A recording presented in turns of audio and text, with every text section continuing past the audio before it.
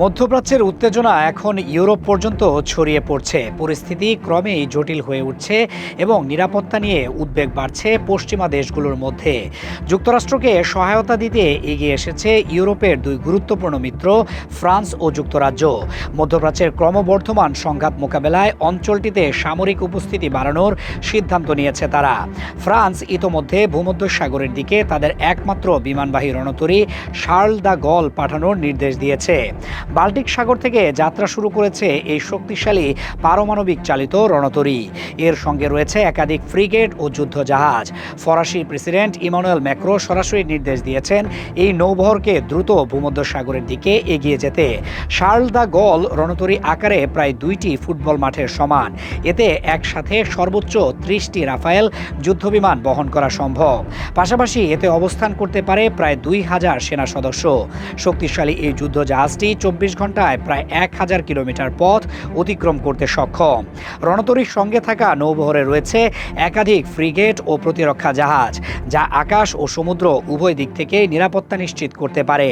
ফরাসি president macro বলেছেন, মধ্যপ্রাচ্যের বর্তমান পরিস্থিতি অত্যন্ত অস্থিতিশীল এবং এতে পুরো অঞ্চলের শান্তি ও নিরাপত্তা ঝুঁকির মুখে পড়েছে।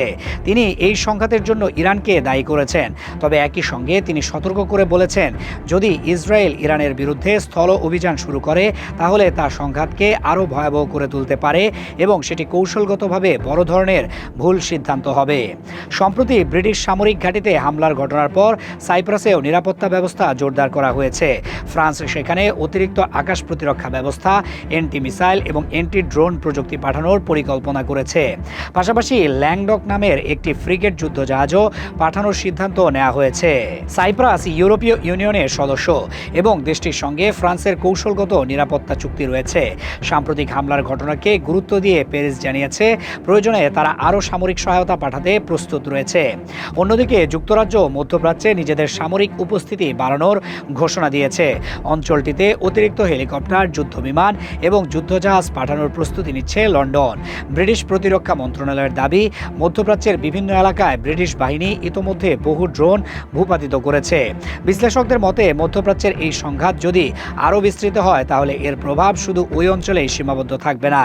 ইউরোপ সহ বিশ্বের বিভিন্ন অঞ্চলের নিরাপত্তা পরিস্থিতির ওপরও এর বড় ধরনের প্রভাব পড়তে পারে। তাই পরিস্থিতি নিবিড়ভাবে পর্যবেক্ষণ করছে পশ্চিমা দেশগুলো।